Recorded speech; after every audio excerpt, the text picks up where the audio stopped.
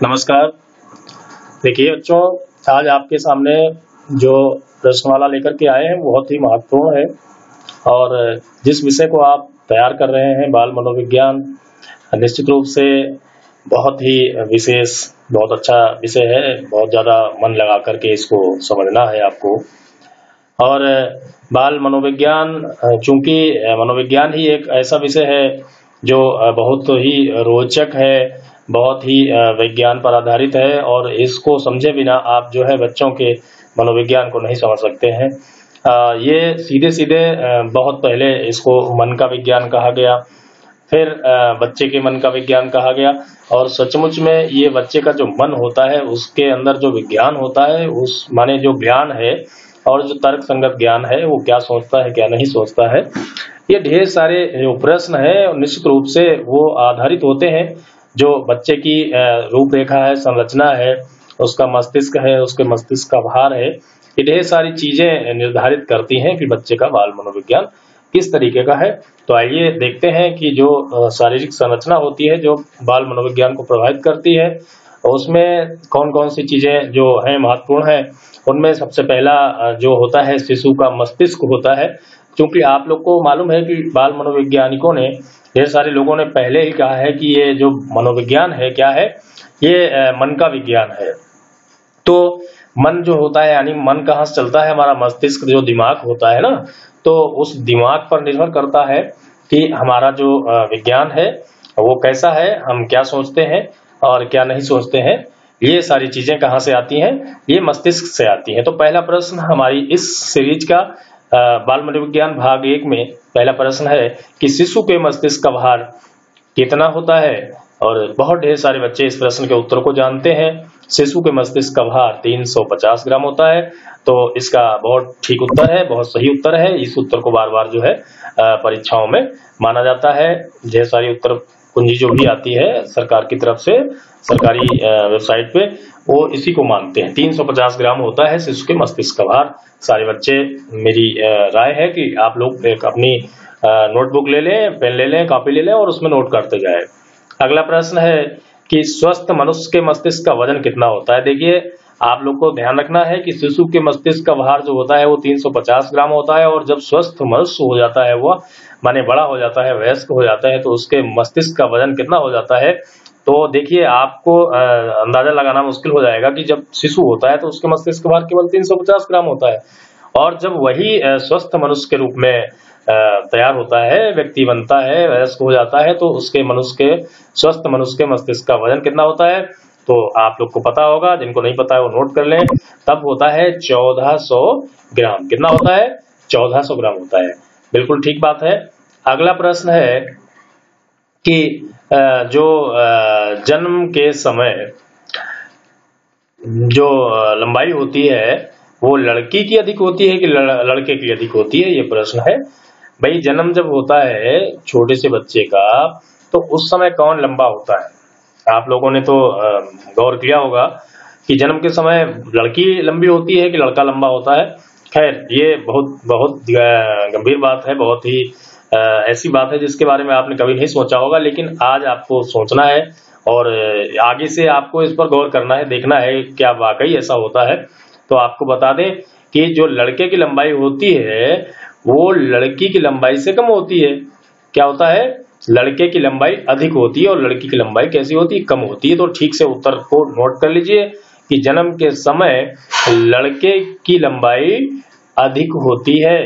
इस प्रश्न के उत्तर में आपको लिखना है कि जन्म के समय किसकी लंबाई अधिक होती है।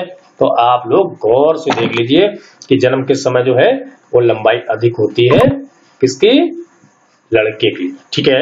अगला प्रश्न है कि जो जन्म के समय बालक होता है उसकी लंबाई होती कितने इंच है। एक प्रश्न तो अभी आपने देखा पहला कि जन्म के समय जो बच्चा होता है, जो लड़की होती है और लड़का होता है, उनमें से किसकी लंबाई अधिक होती है। तो आपके सामने है उस प्रश्न का उत्तर कि लड़के की लंबाई अधिक होती है। अब बात यह है कि जन्म के समय बालक की लंबाई कितनी होती है। ठीक बात है। तो बालक की लंबाई जो सामान्यता होती है वो 20 इंच होती है। कितनी होती है? 20 इंच होती है। देखिए, जन्म के समय बालक की लंबाई कितनी होती है, प्रश्न बार बार पूछा जाता है और आपको बार बार इसका उत्तर देना है। तो क्या उत्तर देना है? सारे बच्चे ध्यान से देख ले, इसको नोट कर ले कि 20 इंच होता है जन्म के समय बालक की लंबाई। बहुत ठीक है, गुड, शाबाश। देखिए अगला प्रश्न है कि जन्म के समय लड़कियों की लंबाई कितनी होती है? बहुत ठीक बात है, बालक की लंबाई 20 इंच होती है तो लड़की की लंबाई कितनी होती है, बालिका की लंबाई कितनी होती है? भाई देखिए, जन्म के समय लड़के की लंबाई अधिक होती है, बहुत पहले तीसरा प्रश्न था, और उसके बाद आपने देखा कि जन्म समय बालक की लंबाई यानी लड़के की लंबाई कितनी होती है? 20 इंच होती है। तो अगला प्रश्न आया है कि जन्म के समय लड़कियों की लंबाई कितनी होती है? बहुत महत्वपूर्ण प्रश्न है। तो इसका उत्तर है 19.5 इंच। देखिए भाई, इसमें पहले तो 20 इंच पर लड़के की लंबाई थी, अब जब जन्म होता है तो लड़की की लंबाई कितनी होती है? लड़की की लंबाई होती है 19.5 इंच। ध्यान रखिएगा। अब एक अगला महत्वपूर्ण प्रश्न आपके सामने आता है। ये सारी चीजें निश्चित रूप से एक बच्चे के मनोविज्ञान को प्रभावित करती हैं। निश्चित रूप से उसके मनोविज्ञान का जो भी निर्धारण होता है वो इन सारी जो शारीरिक बनावट होती है, शारीरिक संरचना होती है, उसी के आधार पर निर्भर करता है।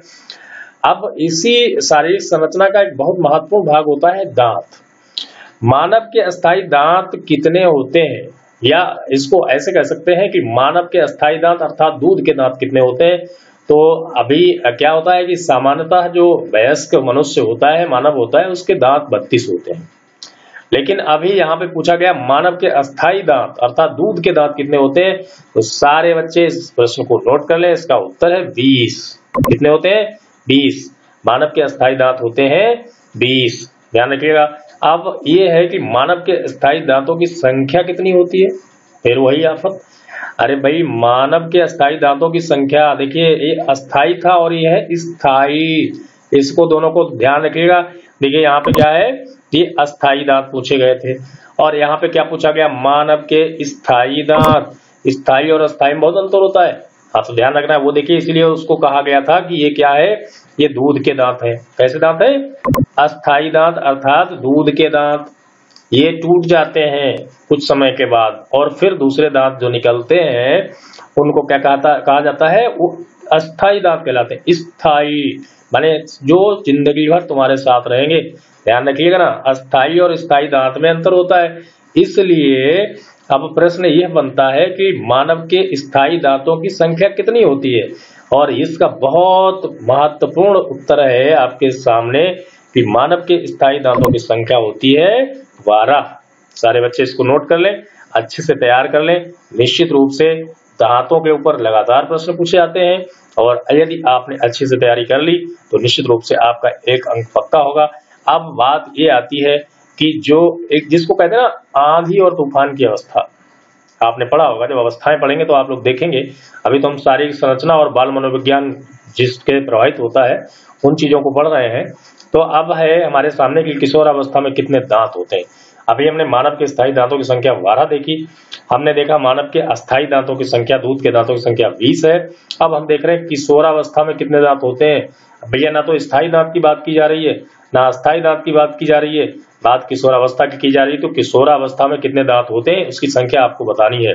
तो उत्तर इसका क्या है भैया? इसमें 4 दांत होते हैं, और जिन्हें अकल की दाढ़ भी कहते हैं। अब ये उत्तर बड़ा अजीब मामले का है, किशोरावस्था में कितने दांत होते हैं। तो बच्चों इस प्रश्न का उत्तर अगली सीरीज में आपको हम देंगे, तब तक के लिए आप लोग इस प्रश्न के उत्तर को खोजिएगा। अगला प्रश्न है मनुष्य की संरचना में कितने गुणसूत्र होते हैं? बहुत ही महत्वपूर्ण प्रश्न है। मनुष्य की संरचना में 23 गुणसूत्र होते हैं। कितने होते हैं? 23 गुणसूत्र होते हैं। सारे बच्चे ध्यान रखेंगे, 23 गुणसूत्र होते हैं ना, क्या 23 जोड़े होते हैं कि 23 गुणसूत्र होते हैं? सारे बच्चे ध्यान रखेंगे इसको, ठीक है बेटा।